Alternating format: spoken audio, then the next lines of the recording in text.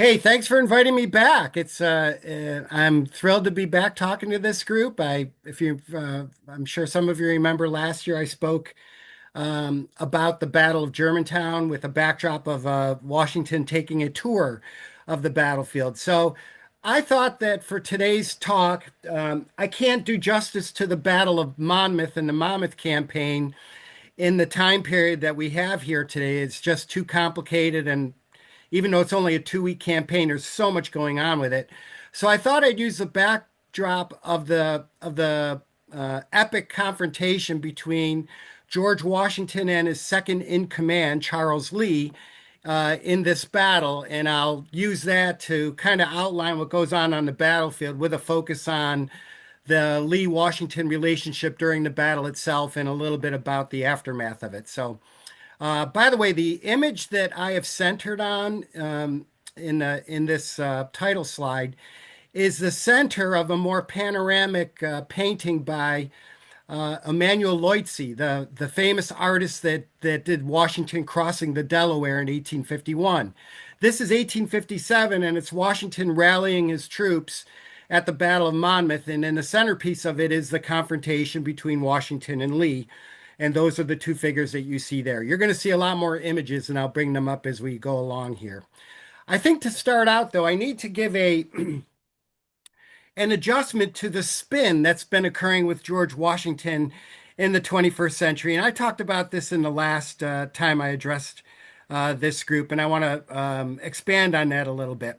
By the way, the image that you see of Washington there is John Trumbull, the famous artist who used to be an aide of Washington. And in 1830, more than 50 years after the Revolution, he will claim that this image that he painted is the best likeness of Washington at the peak of his strength in the Revolutionary War, which is the period I'm talking about right now.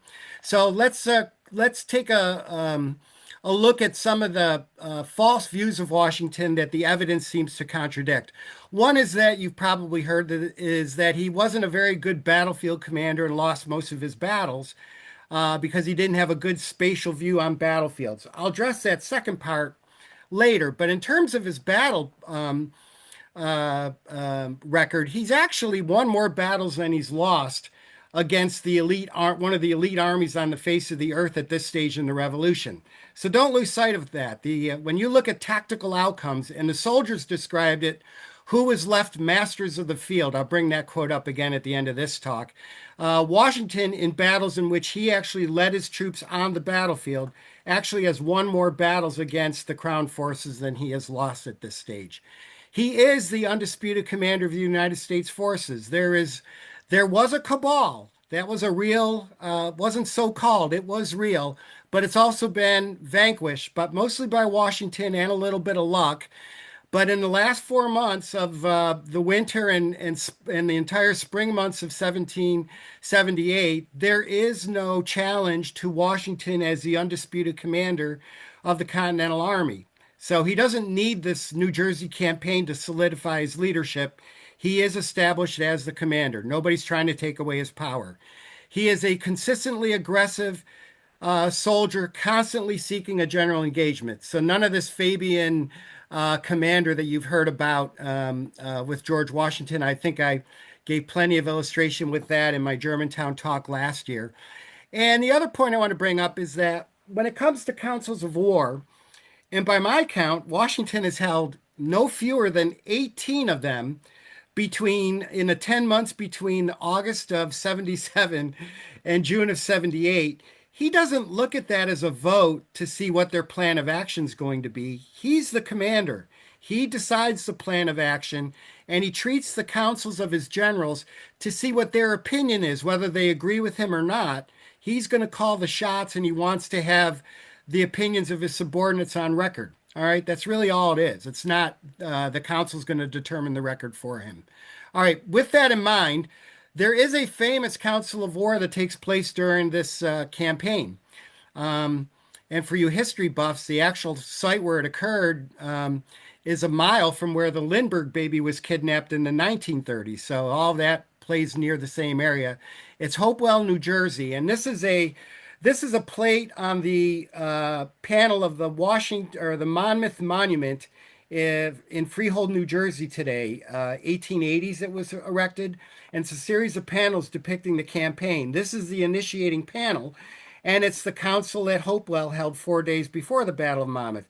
I'm only bringing this up. You see Washington standing at the far end of the table, Lafayette talking with him, also standing. Every other general is seated. And what let me use this panel as a backdrop to the campaign. Like I said, I can't do justice to it. So let's make this a old Reader's Digest version. After the French have allied with the United States, the Treaty of Amity and Commerce, the Crown has decided and Parliament that they need to realign British forces because it's now a worldwide war. So, because they need to protect interests in the Caribbean and other areas, they are now going to realign their forces. This means that the occupation of Philadelphia by the British Army, the Crown forces, needs to end. They're going to shift everybody back to New York, which has been in British hands since the summer of '76. The Crown Force Army of British Hessians and Loyalists, about 20,000 soldiers, is now under the command of Sir Henry Clinton, and they will depart Philadelphia on June 18th and trek through New Jersey on their way to New York. George Washington will parallel their movements, leaving from Valley Forge, 20 miles north of that British army, but moving at actually at a bit quicker pace and in the same parallel motion. So he holds this council to address with his generals how they should plan to strike at that British army as it's retreating. At the lower left, or excuse me, the lower right of that panel, you see the general sitting there with a dog underneath his chair. That is the depiction of, as one artillery officer would call him, the second officer upon the continent. That is Charles Lee. And in the midst of this council of generals, he has already been outspoken to say that it would be criminal to even think about attacking the Crown forces with the fresh French alliance, and it's a fragile alliance in his opinion.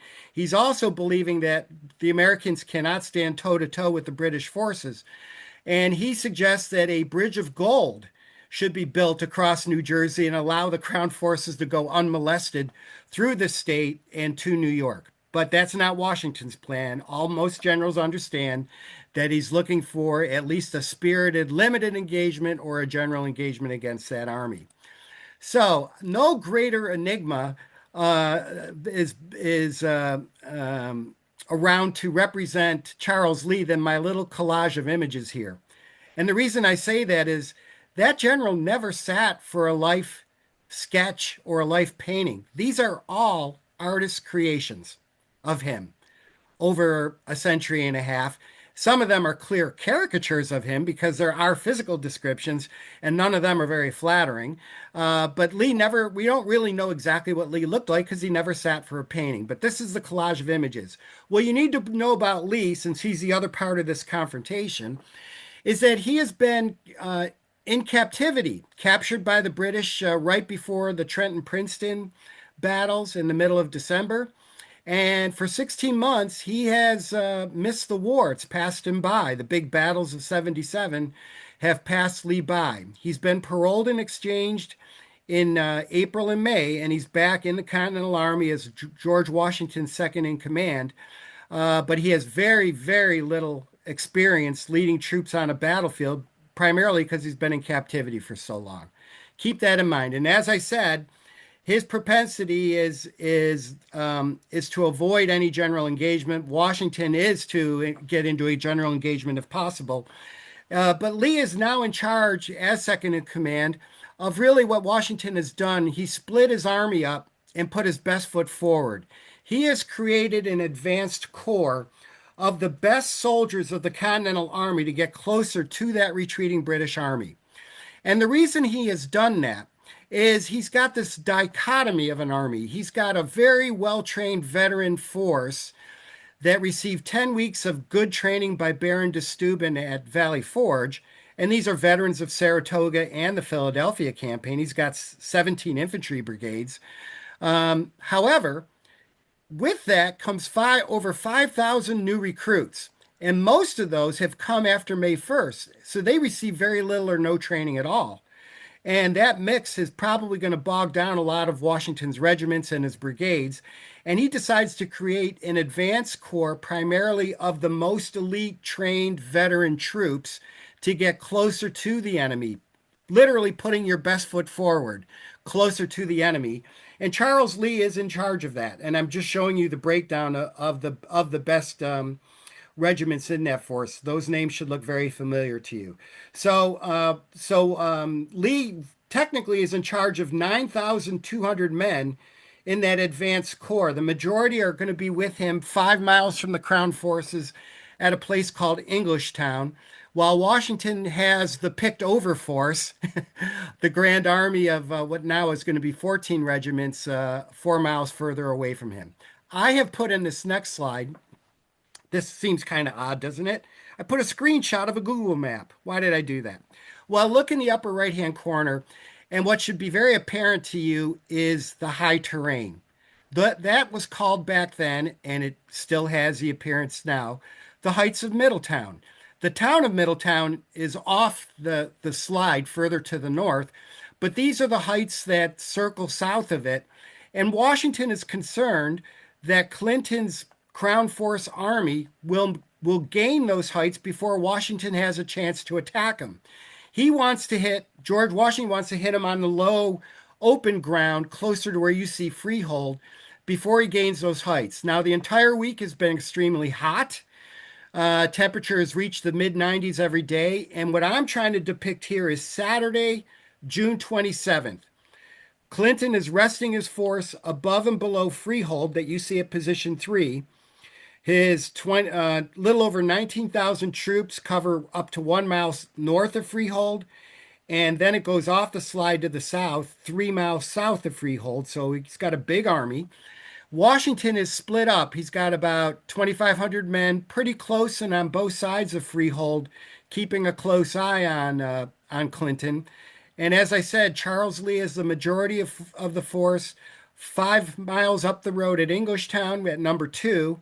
And Washington, with the rest of the Grand Army, is another 4 miles up the road at position 1. That's the situation. It's a geometry lesson for Washington that he knows he will lose if he doesn't act quickly. He is concerned that Clinton is going to move at first nautical light on June 28th. That's about 4:15 in the morning, when the weather's the coolest and he can get the first march in, which means that he can have his entire force in those heights by noon. And if he does, Washington cannot attack him there. It'd be costly. It'd be Bunker Hill from the other side, right? It'd be the Americans attacking high ground and getting pummeled in the process. All right. So Washington wants to strike that army and get the engagement in on lower ground. And this is going to lead to his attack plan. His target, once again, and this is an image of what Monmouth Courthouse looked like in 1778. It's in the village of Freehold at that time. It doesn't exist anymore. Freehold, FYI, is Bruce Springsteen's hometown. Some of you may know. But anyway, down in the lower right-hand corner is Charles Cornwallis. He commands the elite rear guard of the British troops 3 miles south of the courthouse. And in charge of the entire Crown forces, as you see in the lower left, is Henry Clinton, Sir Henry Clinton. That's Washington's target. So here's the story. If you look at I said there's been a 21st century somewhat negative spin on George Washington. There has been a spin in the positive direction for Charles Lee.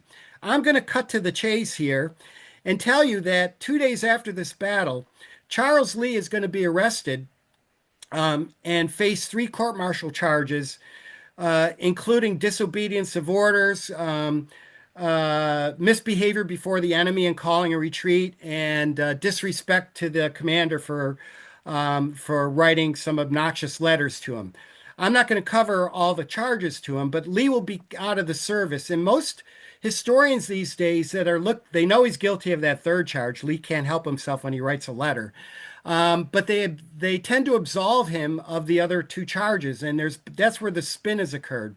You aren't going to get that spin from me because I'm going to show you the evidence that is so strong to the other direction that I don't think you're going to be able to contradict it. So the reason why they believe Lee in all this is his defense testimony. He says the nature and spirit of the orders that he received from George Washington were by no means precise and positive, and a great measure discretionary. I highlighted those terms so that you can see that. In other words, he did receive orders from Washington, is the claim, but his defense and modern historians have sided with him and to say that the instructions weren't clear. All right.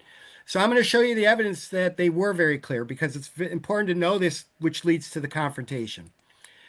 Here are the orders. Now, they will be repeated. Washington will first meet with Lee and the picked generals leading the advanced corps in a face-to-face meeting on that Saturday. And then at midnight, Washington will send written orders. We call it the Hamilton letter because the aide Alexander Hamilton wrote it, but it's Washington's orders.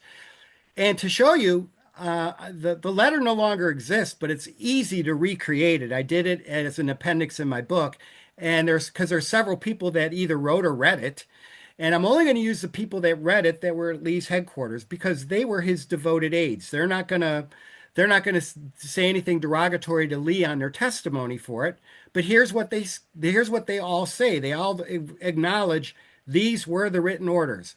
Detach what will amount to 1,000 total soldiers, 800 rank and file. Get within 2 miles of the enemy rear. Remember, they got to go from, on that screenshot map, position 2 toward position 3. They got to move about 3 to 4 miles. And then send observations back. And when the enemy begins to move, which they believe is going to be north toward Middletown, attack them by surprise when they begin to move. That's the clear point of it. Why would you send orders at midnight? Because you know the enemy's going to move very early in the morning and you want those orders to be transferred and acted upon as soon as possible.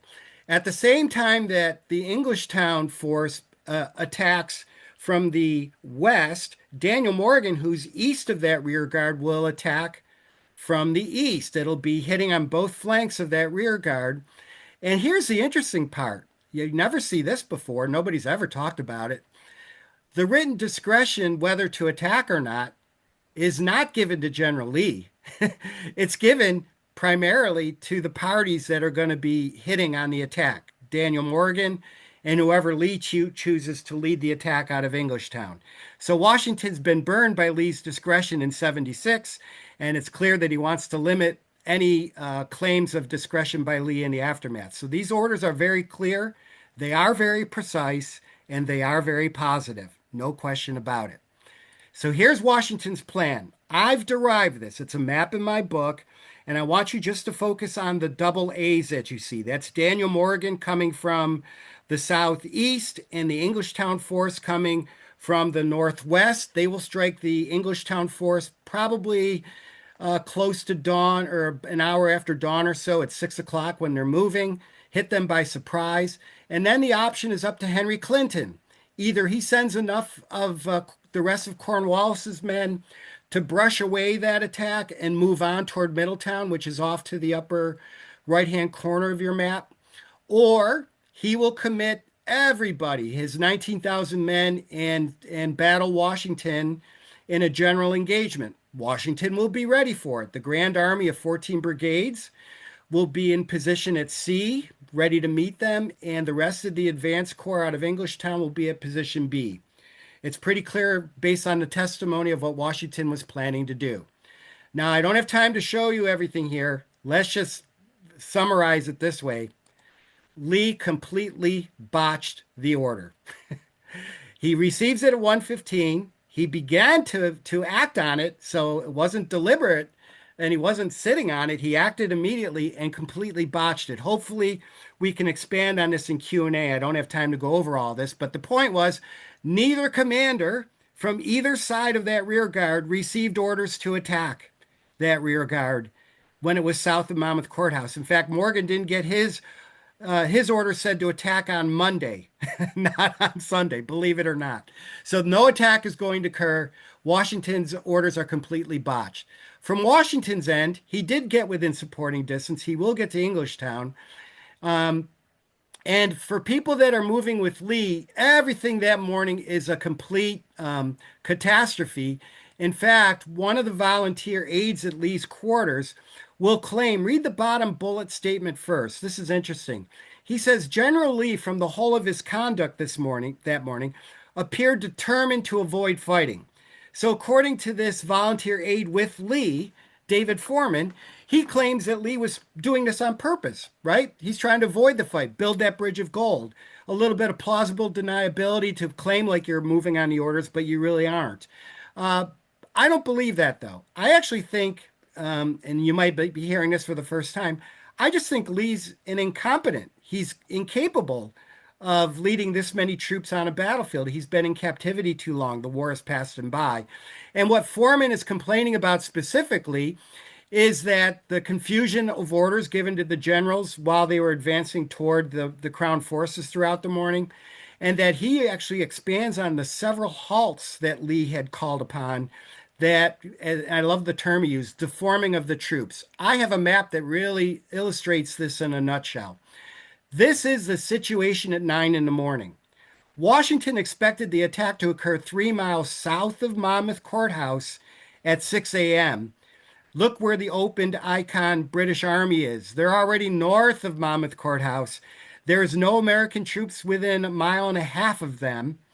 Morgan is just trailing without any orders, and there is a 3 mile logjam of the 6,500 advanced corps on the road between Englishtown and Monmouth Courthouse because Lee has just called his second halt. From Washington's end, he has brought those 14 brigades to Englishtown. He is within good supporting distance, just 2 miles, but it would be folly for him in a day that's already reached into the 90s to get away from that life-saving creek bed there and then pile his 14 brigades behind that logjam. He's waiting for it to clear. And he has good information coming throughout the morning about the battle that's not occurring. Washington's headquarters in Englishtown still stands today. And these images are all the aides that were with Washington who specifically went out that morning and conversed with Charles Lee. Amazing, right? Washington has good information from these aides. In fact, I don't have the images for them, but the other two names you see there are two more aides that also went out. And among other missions, they didn't just have missions to talk to Lee, but they all talked to Charles Lee. So Washington is well apprised throughout the morning of a battle that is not occurring. Finally, at 11:30 in the morning, certainly well beyond the intended start of the attack, he hears the rolling exchange of artillery from Englishtown, and he knows that from experience that that is the sound of battle. He will move out. Here we go. This map shows Washington's movements. Englishtown is off the map to the left. Washington moves from position A to position B just at about 12:30, and as he's moving on to position C, he sees something that shocks and completely appalls him. He sees the most elite trained Americans on the continent retreating in front of his eyes from a position further eastward with nobody apparently chasing them and nobody controlling the retreat. He sees them in small pockets. He sees them enlarging to battalions, then to regiments, then to whole brigades. They're retreating to the right of him. They're retreating to the left of him. There's no destination in sight. They would go all the way to Englishtown if Washington wasn't there to stop them, which he does. This is the start of Washington's great rally. He places them on high ground west of that morass between where you see Perrines Hill right off of position B. He puts the most spent soldiers in the shade. It's getting close to 100 degrees already. And from position C, he will look south, a little bit south of him, actually southwestward. You see that hedgerow. And just to the left of the hedgerow, or let's just say just to the west of it, is a little knoll. Washington rides up the knoll with some of his staff. They're all on horses. and he sees Charles Lee in the distance coming up to him, and those two generals will meet. This will be the site of the confrontation. Here's a 1778 map of the same thing. Where I had position C on that map, it's close to where you see this G. There's the morass again. There is a little knoll that I talked about, and that asterisk, that big black asterisk. Say that 5 times. If you look at the key, it says the spot where they met. That certainly tells it all, doesn't it? It's the site where Washington and Lee met for the confrontation. This confrontation is captured in memory ever since the battle. It's the iconic moment, not of the battle, not just of the Battle of Monmouth, but really is one of the iconic moments of the entire Revolutionary War battlefields. All right, here's a collage of images of it. Washington and Lee, different colored horses. Nobody can really tell you what color animal either of these generals was on. Here's 4 more images of it. You saw it in my title slide as well. The Barry Bostwick George Washington documentary of the miniseries of the 1980s depicts it. The series Turn that earlier this century depicts it as well. Most documentaries of Washington and the Revolution show it. Ironically, the Ken Burns series left it on the cutting room floor. We could talk about that later as well, because there's some issues I have with that series and the Monmouth battle.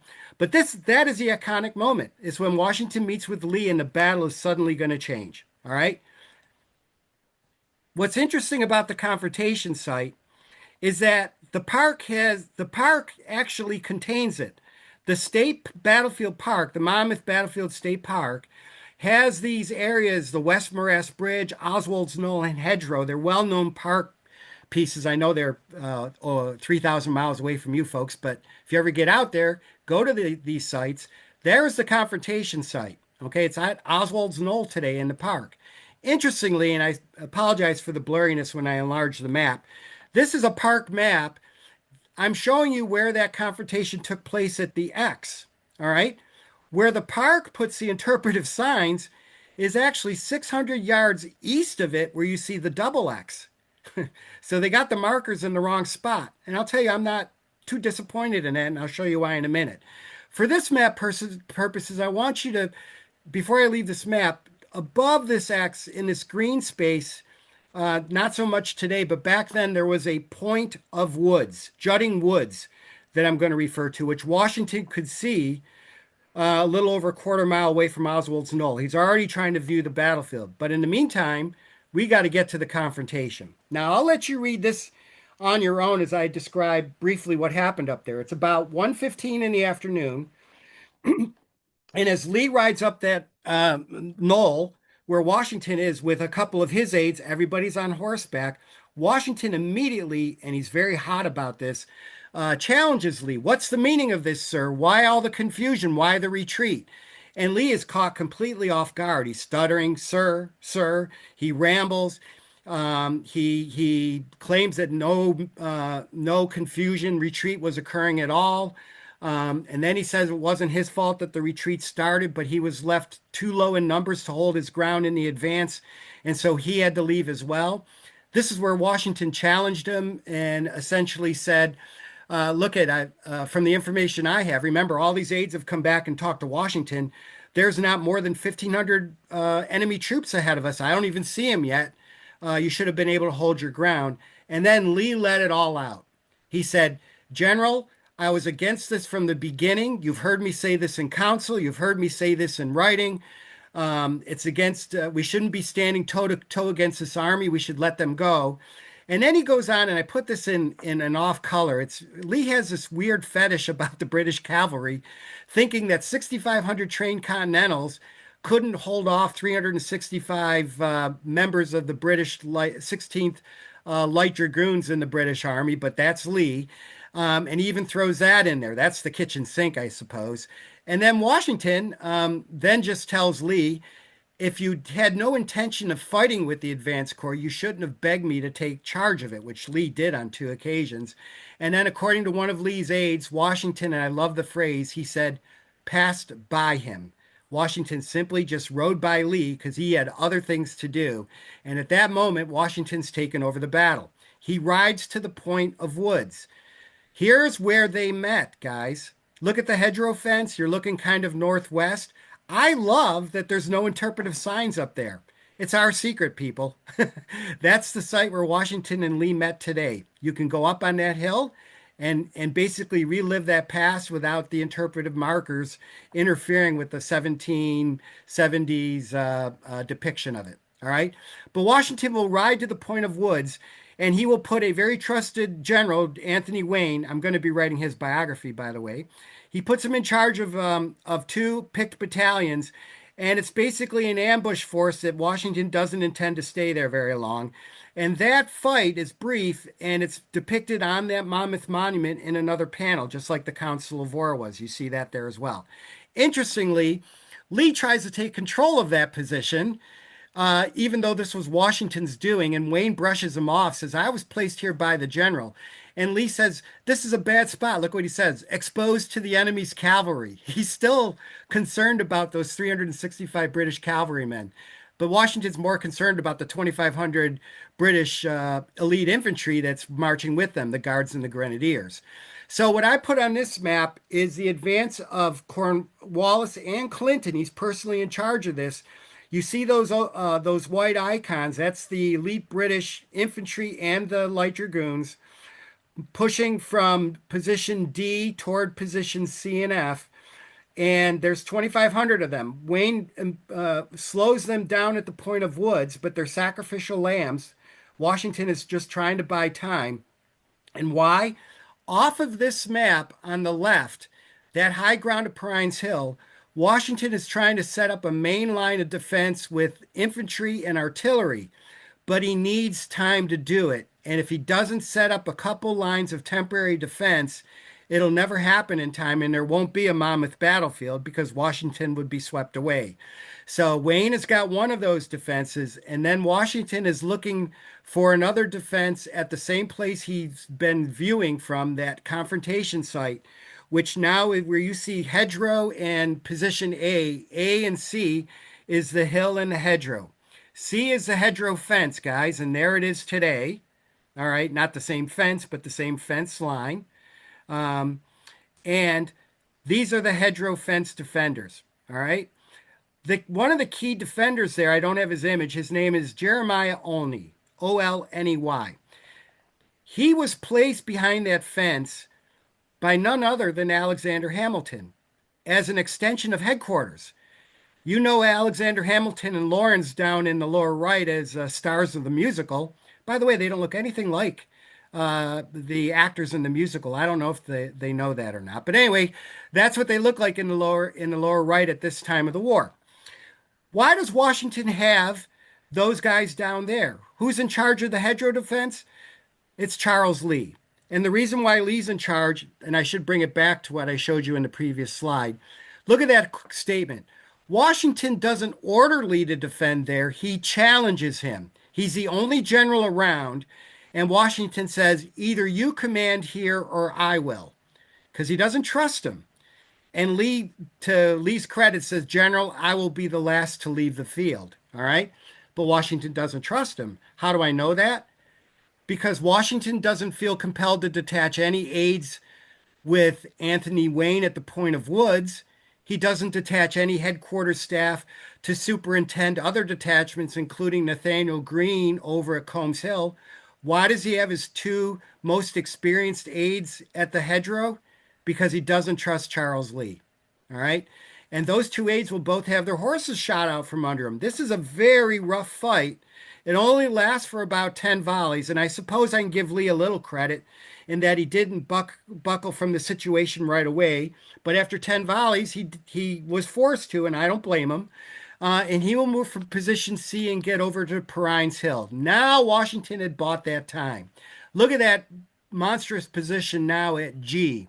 Washington has all that infantry up on Pines Hill. He's got 12 artillery pieces. And for the next 2 hours, the Battle of Monmouth is going to be an artillery duel between 22 cannons, a huge Revolutionary War artillery duel, 1,300 yards apart.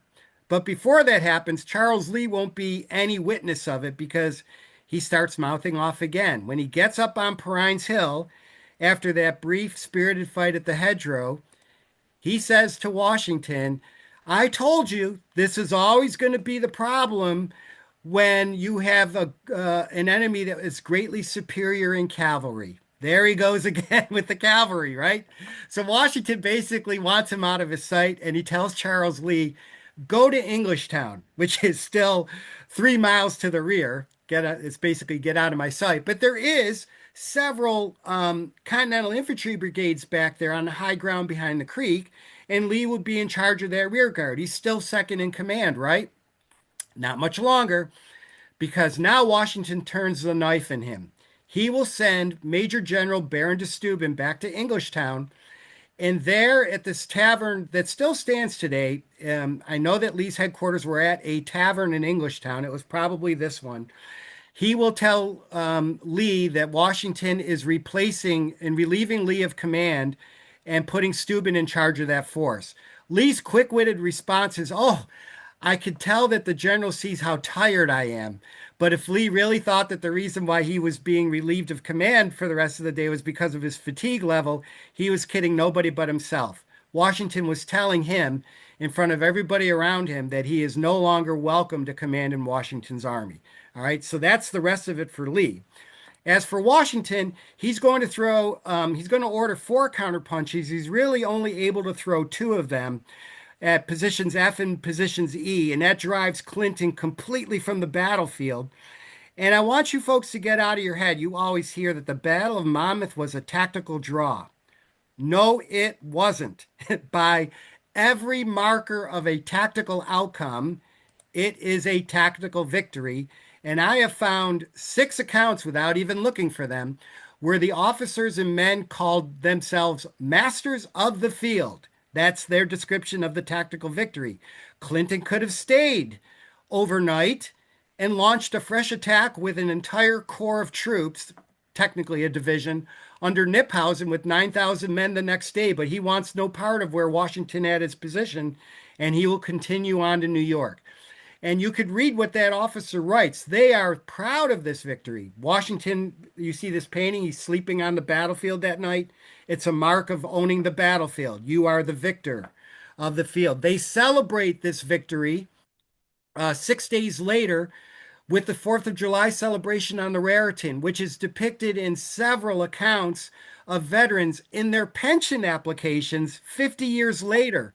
They're talking about the celebration when they marked the American independence and their great victory at the Battle of Monmouth. All right. And to show you what the importance of that victory was, look at what Henry Knox, now you guys know Henry Knox is the chief of artillery. That image of him by Charles Peale is the way he actually looked prior to getting really obese in the 1780s. This is how he looked at the Battle of Monmouth. And what Knox wrote to Washington just 10 days before the battle almost would be what Charles Lee would say. He says it would be the most criminal degree of madness to hazard a general action at this time. He knows that Washington loves to get into general engagements and says, don't do it, General. But look what Knox writes after the battle. He sees the light. The effects of the Battle of Monmouth will be great and lasting. It will convince the enemy and the world that nothing but a good constitution is wanting to render our army equal to any in the world. And I want to end with that. Look at what this artillery lieutenant writes about Washington. That image that you see on the left there, that is the first great painting in United States history. It is Charles Willson's Peale, George Washington at the Battle of Princeton. And why am I putting that in at the end of this Monmouth talk? Because he posed for this image 8 months after the Battle of Monmouth. You couldn't capture that confidence in Washington's stance and in his face in January of 77 if he posed for it. It has to be after this Monmouth victory. Now, Washington doesn't realize it. He doesn't realize that there's 5 more years to go before the war ends. He has no idea that this is actually the last battle that he will lead as a field commander. I don't count sieges like Yorktown, but this is his last true battle that he will lead. But he already knows that when he is in charge on a battlefield, His army can stand toe to toe with the elite armies on the face of the earth. His men aren't going to buckle on when he's in charge of them, and he no longer has to worry about suspect seconds of commands. That's what Monmouth taught him, and it all began with that great confrontation on the hill. Thank you very much.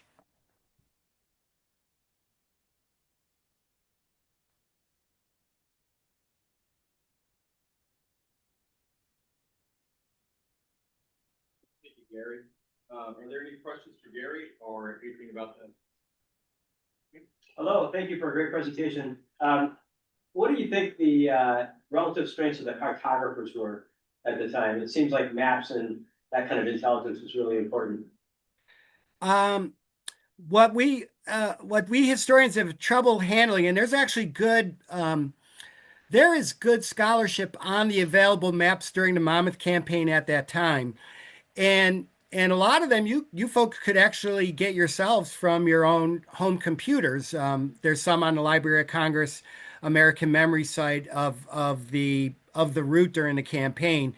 They're fairly primitive maps of the routes through New Jersey. Some of the towns and crossroads are in incorrect places, and even when you see post battle maps around 1780 when the Americans are occupying the area for a little bit longer, you still see a lot of errors in the area. But the first battlefield map was that one I showed you with the big black asterisk, and I think it was actually made to accompany the Charles Lee court-martial papers. But on the British side, one of their cartographers was the famous spy John Andre, and his maps are actually available to you folks as well in digitized form in part of his diary from the Huntington Library website. And he has on site maps of the British route, which are more elaborate than the American maps. You have a question for Gary? Yeah, Gary, is there anything being done to adjust or correct the position of confrontation at the battlefield site? And then why do you think Ken Burns left the confrontation off his document? Well, I'm glad you asked those questions. I really wanted to bring that up. First on the park. Um, I'm when you go to the interpretive signs where they are now, they don't specifically say it happened right here. And most of the park acknowledges that it was on the other side of the lane. But the testimony, even if I didn't have that map with the asterisk in it, and I just had the testimony, the physical description of it being by the hedgerow fence makes it very clear that it was on that hill. So part of me wants them to move those signs to the hill, but maybe I'm the only one. You guys can agree or disagree. I kind of like that hill unmarked. I like to see I like to be able to go up on the hill as long as you kind of know it. I would hope maybe the park documentation they have a walk trail that goes right over the hill, and I would hope that they would just change the literature and say on this spot is the best evidence of the true confrontation between Washington and Lee, and leave all the signage off the hill. I like you to be on a spot where you aren't seeing 21st century adjustments or interpretations. You can just be on the true site. With 250 years of erosion cutting down the size of the hill, but other than that, it really would look about the same. As far as the Burn series, they did 12 hours of documentary, and I'm sure they filmed a whole segment about the confrontation. But in their final adjustments, when it came down to editing and what's going to fit and what's not going to fit, they decided to remove that. That Burn series is weird in a number of ways. If you saw it, they bring up Charles Lee in two episodes prior to the Battle of Monmouth, which I think is part of the episode 4. And they don't even say that the second in command of the Continental Army is arrested and removed from service for the rest of the war. They leave it they leave it as a cliffhanger. They don't say anything about him.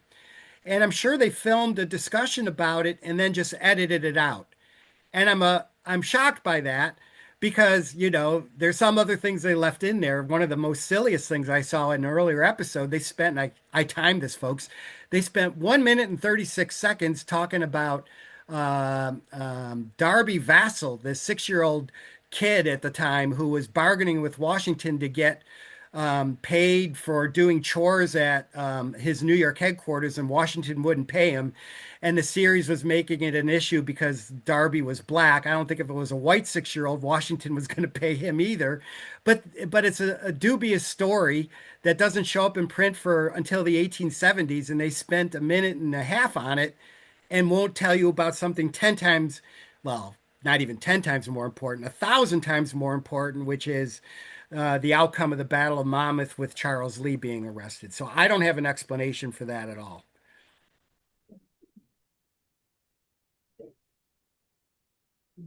Let's thank Gary for being here. Thank you.